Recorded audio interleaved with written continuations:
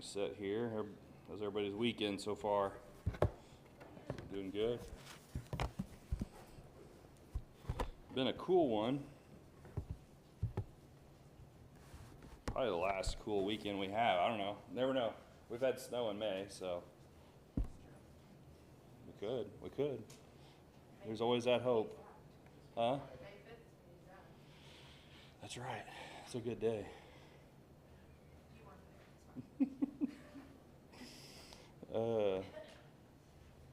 Anyways, I know. Yeah, that's true. But it was your birthday too. Oh, yeah, I'll never forget it. All right, so we are in Acts chapter 15. Didn't get too far into the book last week. We opened up by looking at the fact that Acts chapter 15 and Galatians chapter 2 are the same account. And so as we go through the things that we see in Acts 15, we notice some extra details in Galatians chapter 2, where Paul was writing to the Galatians about the things that had happened in that occasion. And so we have a few extra details I think is important. If you're reading Acts 15, it makes it kind of sound like that Paul, that the group had decided that, hey, we're going to send Paul to Jerusalem to find an answer for this question, which is interesting. We'll talk more about that later, but Paul's an apostle. And not only that, Paul understood very much his need to teach the gospel to the Gentiles. He had no problem teaching the truth to the Gentiles. He understood that. And so we find out from Galatians chapter 2 that he was told by revelation to go. So what's going on with Paul is he's going to Jerusalem to fix a problem, to fix the Judaizers' issue, to fix the even those that were Christians that believe that Gentiles should still follow the same laws as the Old Testament under this new law. And so we find out that detail. We also find out that those that were spreading this error were Judaizers. Galatians 2, 3 through 4, they were false teachers. And as we learn, they are the Judaizers. We talk about the first apostasy from the church. The first apostasy was Judaism, Judaizers, in that term. They were those that fought against Paul. They were Christians who had wanted to go back. And so they changed the truth to fit what they wanted. And so we see that problem. And so then we get to the third thing. Paul already knew the answer. I think that's verse 6. Paul already knew the answer. And so chapter 15, verse 1. Somebody want to read verse 1 through 5 again for me? So we're just barely started it last week. And certain men which came down from Judea talked with the brethren and said, except ye be circumcised after the manner of Moses, ye cannot be saved. When therefore Paul and Barnabas had no small dissension and disputation with them, they determined that Paul and Barnabas and certain other of them should go up to Jerusalem unto the apostles and elders about this question. And being brought on their way to the church, they passed through Phoenicia and Samaria, declaring the conversion of the Gentiles, and they caused great joy unto all the brethren. And when they were come to Jerusalem, they were received of the church and of the apostles and elders, and they declared all things that God had done with them. But there rose up certain of the sect of the Pharisees, which believed, saying that it was needful to circumcise them and to command them to keep the law of Moses. Okay, so verse 1 and 5 really go together. They give us the details of what is going on here. Verse 1 tells us that there was men from Judea who taught the brethren. It says certain men came down from Judea. So Judea is the southern part of Israel, and go down. They're just taught. It's a reference to the fact that they had went up to where Paul was at in Galatia. They had heard about the Gentiles receiving the gospel, And so these false brethren, as we found from Galatians 2, they went to this area to push their ideology, to push their false teaching. And so verse 5 tells us that this was some of the sect of the Pharisees who rose up and said that the problem is that they need to be circumcised. Not only Gentiles be circumcised under the old law, but they were also telling them, verse 5, that they should keep the law of Moses. So they were to keep the law, the old law, and the new law. And so they completely miss the fact that Christ fulfilled the old law. He nailed it to the cross. And we're not under the old law anymore. And so you have, which it's just, the two, not really, they don't contradict, but what was the focus of the old law? What did they have to continually do? Sacrifices. If you look at the old law, it was all physical, very physical. They had to meet in a certain place, which was Jerusalem, to worship God. That's where they were required to go for a lot of their feasts, the Pentecost, things like that. They had to offer continual sacrifices every time they had sinned. Every year there was a continual reminder. You had this very physical law that they were following, which was what they needed for that time. Paul tells us, I think it's in Galatians chapter 3, that it was a schoolmaster that brought us to Christ. But under the new law, do we have to meet in just one place? No. Jesus said in John chapter 4, verse 24, God is spirit, and they that worship him must worship him in what? Spirit and truth. Spirit being in that meaning of that focus upon you, our heart and our desire to serve him, but also in the fact that it's not, we're going to Jerusalem anymore. The question that was brought up by the Samaritan woman was, you worship in Jerusalem, I worship in Mount Gerizim. Which one's right? Jesus said there's going to be a time where we don't have to be in one place. The church can be throughout the world. And so it's spiritual. And the truth side of it, of course, is the way that God tells us to worship him in the correct way. And so by the sacrifices, we offer ourselves as spiritual sacrifices to God, Romans chapter 12. And so you have the very physical and the spiritual doesn't work. And so everything is a type and antitype of the Old Testament to the New Law. And so this was a problem. What they were trying to do was push their ideology upon Gentiles. And that was going to be a problem. Now, somebody read chapter 16 and verse 3. Acts chapter 16 and verse 3.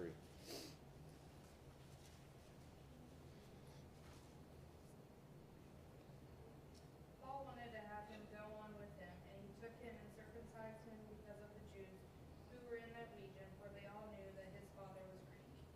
All right, so we have this chapter 15. Then you go to chapter 16 and verse 3, and what does Paul do with Timothy? Has him circumcised. But he did that just to be accepted.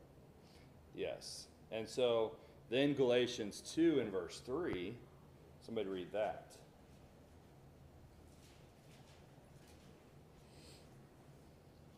Yet not even Titus, who was with me, being a Greek, was compelled to be circumcised. Okay, so Titus was a Gentile, and Paul did not have him circumcised. As a matter of fact, he fought it. They told him that he needed to circumcise Titus, and he said no. But yet he did with Timothy. And so there's a difference here. One, Timothy was going to be working primarily with Jews, a lot of times with the Jews. And so to be accepted of the Jews, he had to be, to teach them and bring them out of that truth. But he was also part Jew. He was a Jew. His father was a Greek, but his mother was Lois and Eunice. We've talked about that. And so Paul said it would be best for Timothy to do that. Now, in Titus's situation, he's a Gentile. And they're saying, well, he has to be. Paul's saying, no. If Titus wanted to, that's different. But the principle here is that They were saying Titus had to, and Paul was going to fight that because he didn't have to. Because why? Why were they saying Titus had to be circumcised? The same problem we're seeing here. For him to be saved in their minds, Titus had to be circumcised. And Paul is showing them, no, he doesn't, because that's under the old law. If he wanted to, he could. But he did not. That was not a stipulation of his salvation. And so that is the same thing today. And we see here that this is just one problem. Like I said, the Jews were focusing really on this, but the Pharisees were saying not only that, they need to follow everything under the old law. Do Jews today follow everything under the old law? No. They don't do sacrifices. They don't do a lot of these things. They pick and choose the things they want. So, yeah. How often do they do sacrifices? How often? Under the old law here, The old law.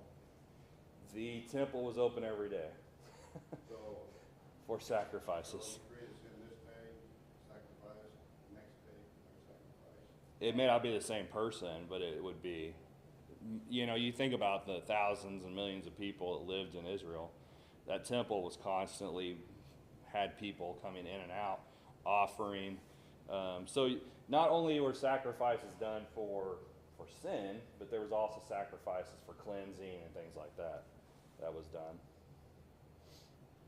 So, But, each person would go out and get their own land and do it right. they had to present Each the, person did, right? yep, they had to present it. Even the women went out and got their own land and killed it. Yep. No, the priest would kill the sacrifice. But that's why when you see Jesus later, the money changers that were in the temple, that was an exchanging of goods there. They were trying to buy or sell things for that, and also exchanging of money from other areas. So, but no, the sacrifice had to come from the person. So they had to either raise it or purchase that sacrifice and bring it in. Yeah. So, all right. And so when we're looking at, the old law, it's gone away with. And Jesus, we talked about that in the past.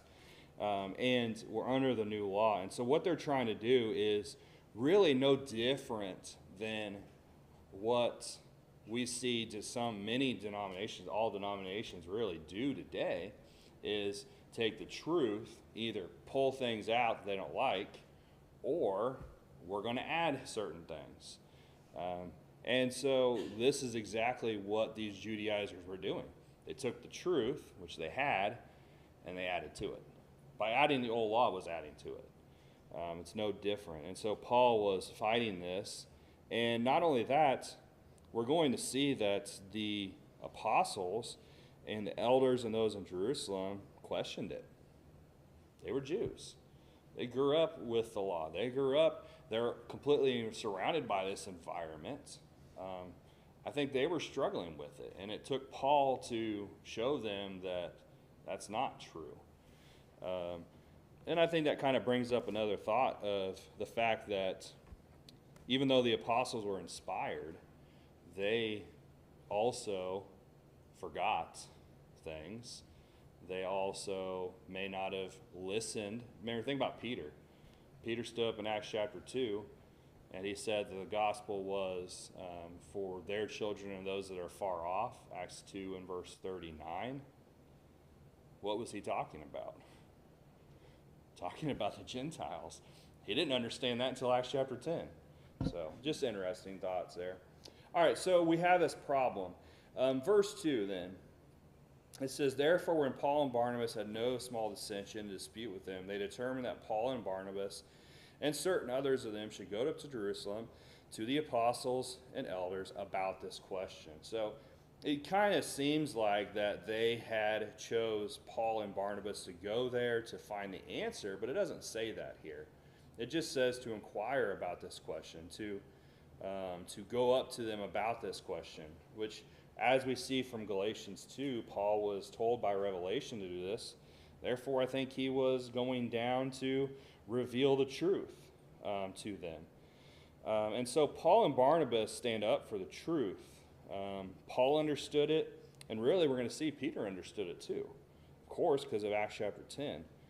And so then verse 3, so being sent on their way by the church, they passed through Phoenicia and Samaria, describing the conversion of the Gentiles, and they caused great joy to all the brethren. So Paul, he's on his way back. Phoenicia, kind of hard to see with this map, but Phoenicia is right here in this area. And so they're coming through Phoenicia, which is where Tyre's at. Then they come down through Samaria towards Jerusalem. And as they go, they're stopping at congregations and telling them about what has happened over the last 5 years to them and how they have converted. The truth has spread throughout the Gentile world. And what does it do? It brings great joy. It brings great joy to the church. And so then they reach Jerusalem, verse 4. It says, and when they had come to Jerusalem, they were received by the church and the apostles and the elders, and they reported all things that God had done with them. And so, somebody read Galatians 2 and verse 2. And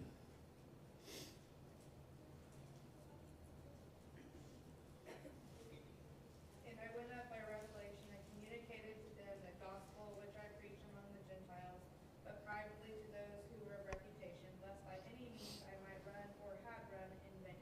All right, so Galatians 2 tells us not only did they have just go in front of the whole congregation and to those that were there, they had some private meetings. Now, those private meetings were probably with the elders, with the apostles, and sitting down and discussing these things. And so that gives us a little bit more information of what's going on here. And so they report the things that God has done. And so then verse 5, but some of the sect of the Pharisees rose up, saying it is necessary to circumcise them and command them to keep the law of Moses, which we have talked about. So not only were they advocates of circumcision, but they're advocates of following the whole law. And this is a verse we finished with, Colossians 2. I want to read this again last week. We kind of skipped around a little bit last week. But Colossians 2, 9 through 15.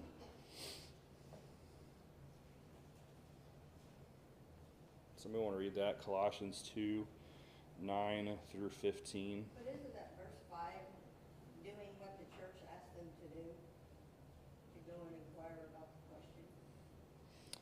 Verse 5, it's talking about some of the Pharisees. I know, but the reporting back Mm-hmm. what God had done with them. And it just seems like that's part of the report, you know, because they were asked by the church to go to Jerusalem, you know, about this question. Oh, you mean verse 5 is a part of their answer of the things that was going on? Part of their report. Yeah, you're probably, I guess you understand what you're saying. Yeah, that's probably part of their report.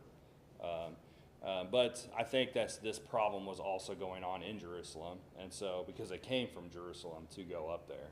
But I mean, wouldn't it show the people of the church that, you know, they were willing to do what they asked, but they wouldn't go straight from the truth? Yeah, I think you're right. Mm-hmm. It does. Because if they would ignore their request, I would think that would turn people against it. Yeah. Like, well, they don't care, we don't care. Yep.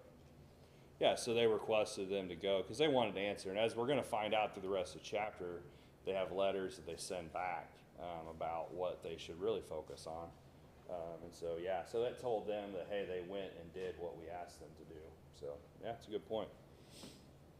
Colossians 2, 9 through 15. For in him the whole fullness of deity dwells bodily, and you have been filled in him, who is the head of all rule and authority. In him also you were circumcised with the circumcision made without hands, by putting off the body of the flesh by the circumcision of Christ, having been buried with him in baptism, in which you were also raised with him, through faith in the powerful working of God, who raised him from the dead. And you who were dead in your trespasses and the uncircumcision of your flesh, God made alive together with him, having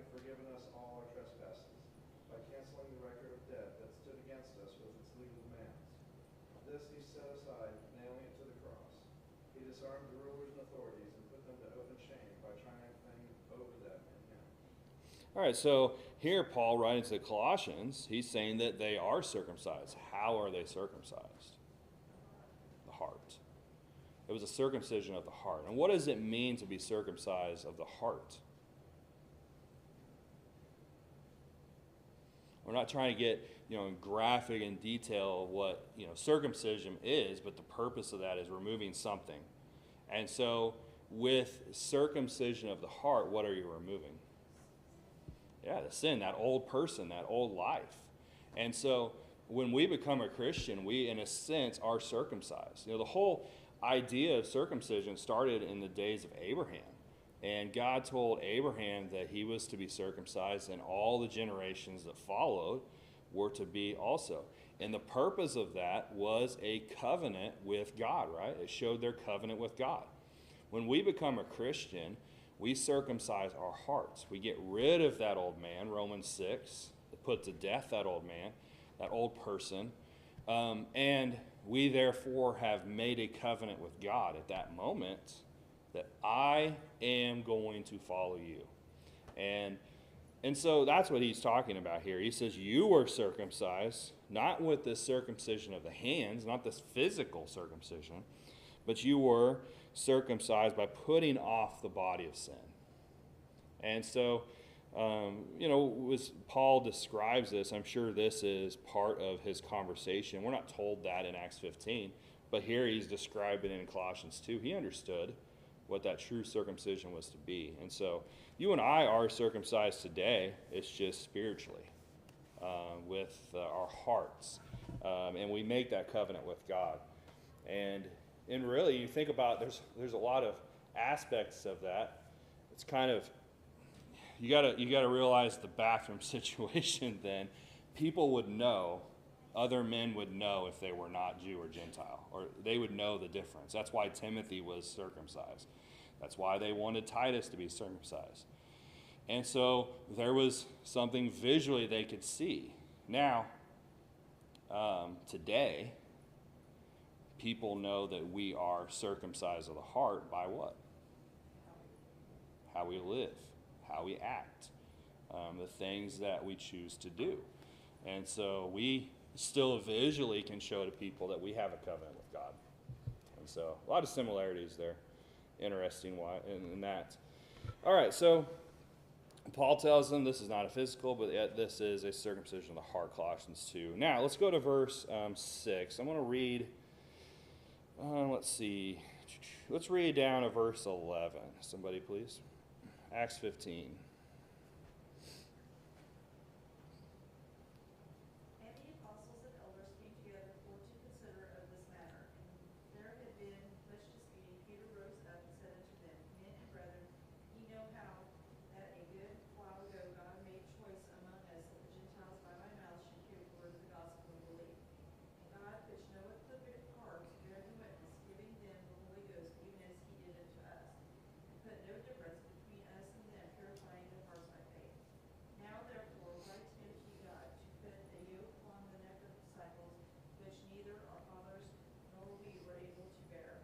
But we believe that through the grace of the Lord Jesus Christ we shall be saved, even as they. All right, so Paul and Barnabas give their report. They tell about all of the great things that has happened. But it's really interesting, verse 6, that it still wasn't enough. They're still considering this matter. The apostles and the elders here in Jerusalem, they're still they're discussing it. They're disputing, they're discussing it, and it's not enough of what Paul and Barnabas had presented, which is interesting. But there is other people going to stand up, and one of them is Peter. And we're going to see Peter's defense here. It says, and when there had been much dispute, Peter rose up and said to them. Peter now gives his take, his experience, which they already knew. But really what he's doing is he's taking evidence showing that God really approves of the situation, and to show them that the circumcision, this following the old law, has been done away with. And so Peter stands up, He stands for the truth. And it tells them, starting in verse 7, you know the good that God did among us by my mouth. He said, God used me to go to Cornelius. And that was in chapter 10. He said, you know this. You know the good that came from that. And the church, what did Peter have to do? He had to stand up and defend himself, didn't he? Chapter 11. They didn't want to believe it then. But he did. And so here it says that the Gentiles should hear the word of the gospel and believe. So God, who knows the heart, acknowledged them by giving them the Holy Spirit, just as he did to us. That's really just a review of chapter 11.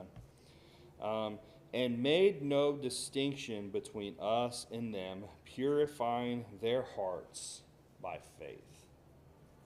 Think about that. Peter is saying, God, in that example in Acts chapter 10, which was before Paul even started to work, he said, God showed that there is no distinction between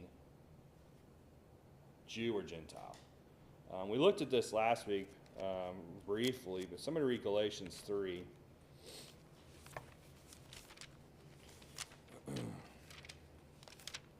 Let's see, Galatians chapter 3, verse 26 through 29.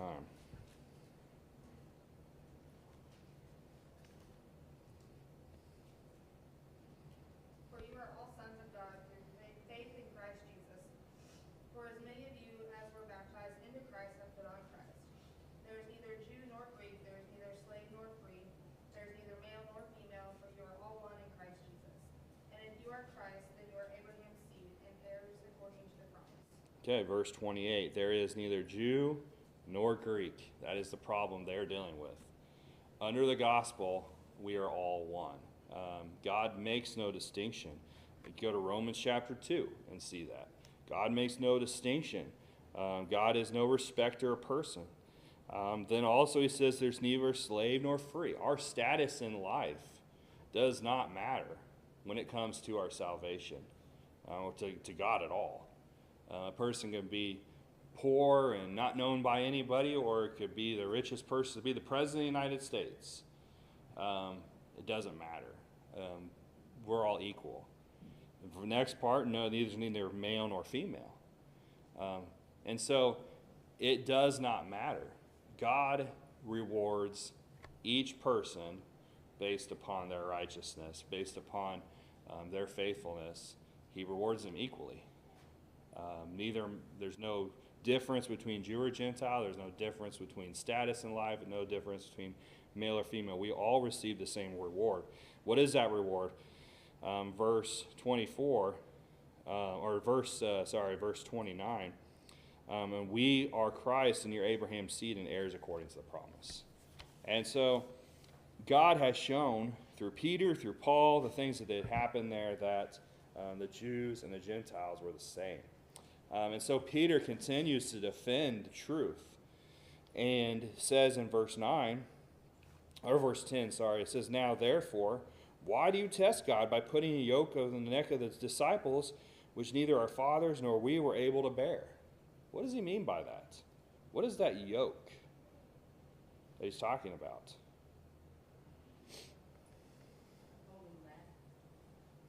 Yeah, holding them back. Not only that, a lot of times when we see that yoke, it's a reference to the old law. They couldn't save themselves.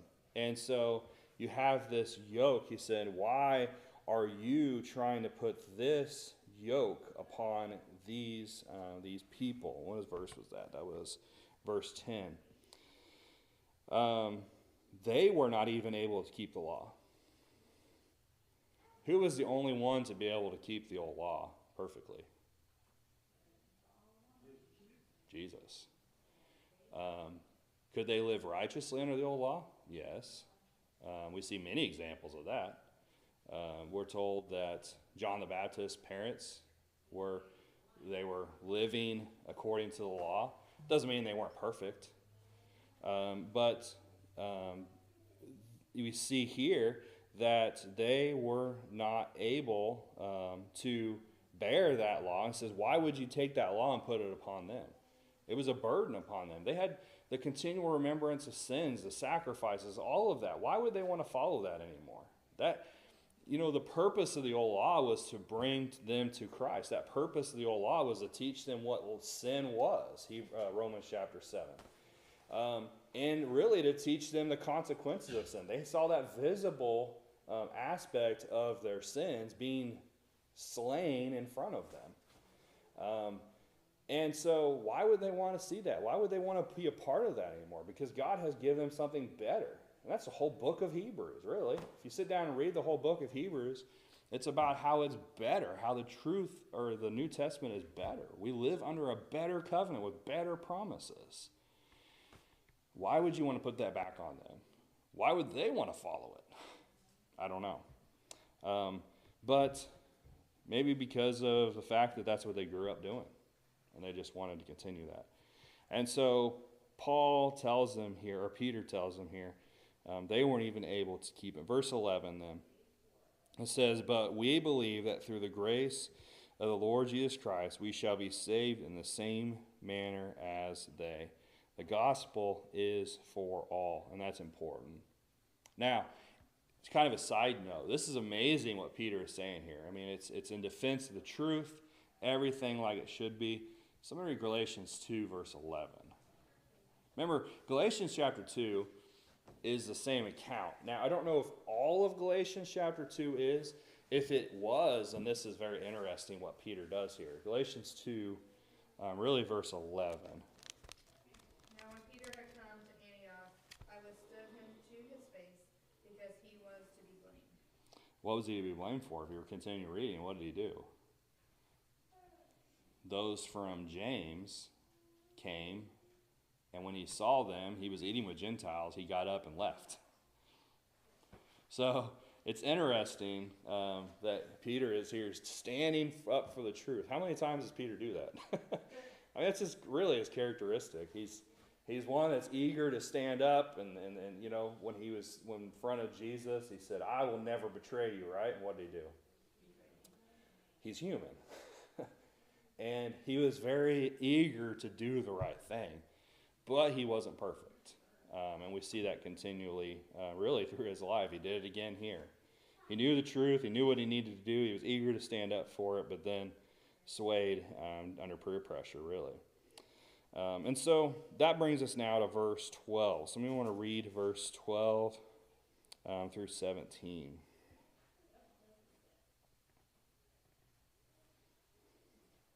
Then all the multitude kept silence and gave audience to Barnabas and Paul, declaring what miracles and wonders God had wrought among the Gentiles by them. And after they had held their peace, James answered, saying, Men and brethren, hearken unto me. Simeon hath declared how God at the first did visit the Gentiles to take out of them a people for his name. And to this agree the words of the prophets, as it is written, After this I will return and will build again the tabernacle of David, which is fallen down, and I will build again the ruins thereof, and I will set it up, that the residue of men might seek after the Lord, and all the Gentiles upon whom my name is called, saith the Lord, who doeth all these things. So verse 12 says, "And all the multitude kept silent, and listened to Paul and Barnabas, declaring how many miracles and wonders had God had done through them by the Gentiles." And so it's interesting how Peter stands up for the truth. They hear what Paul had to say. They couldn't argue anymore. They couldn't argue the fact that God is no respecter of persons. The truth was for all. The old law was to be done away with. The old law was fulfilled under Christ. And therefore, they needed to move forward, not with pushing to have Gentiles follow the old law, but as we're going to see, to abstain from idols, to keep themselves pure. The things that Gentiles really needed to focus on, because they were ones that worshipped idols and did these things and were part of these practices in their old life, and they needed to turn from those things. And so, verse 12, again, Peter's speech silenced the Judaizers. And so they did not stop them, because we see Paul dealing with the same issue later, but they were silenced by this. The Judaizers are going to be constant pain in Paul's rear end for years, really, because they're going to fight him. And it makes you wonder, why was it that it took Peter to stand up? Why didn't they just listen to Paul? I think Paul, if you read the book of 1 Corinthians and 2 Corinthians, really 2 Corinthians, Paul dealt with people not believing he was an apostle. He dealt with that questioning of his apostleship a lot. And a lot of it came from the Judaizers. And I think he continued to fight that as we move forward. And I think that's probably why some did not want to just listen to Paul. They wanted to hear what Peter had to say.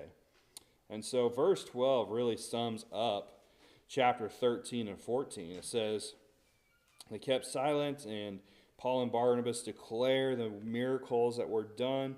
That's really chapter 13 and 14, what we see there. That whole 5 years, he summed it up in this short period. And so then verse 13, it says, after they had become silent, James answered and said, men and brethren, listen to me. And so James is now going to stand up and give a defense. I think this is a good point to stop. Now, is James just a leader of the church? James is an apostle. He is an apostle? Yes. In this verse? Yeah.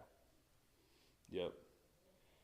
And so, yeah, we'll talk some more about him, but yes, he is an apostle here.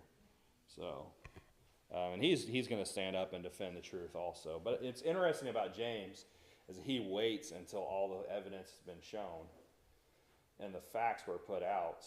Then he goes, you're right. Now I'm going to stand up and say, this is what we really need to be focused on then. And I think that's why you see Galatians chapter 2, when those of James came down and saw Peter. James struggled with this issue and with the Gentiles. But I think he was... I just thought he was an ordinary man. Yeah. Just a leader of some sort. Mm-hmm. Nah, he's an apostle. And so, yep. All right, any more questions? We'll pick up here next.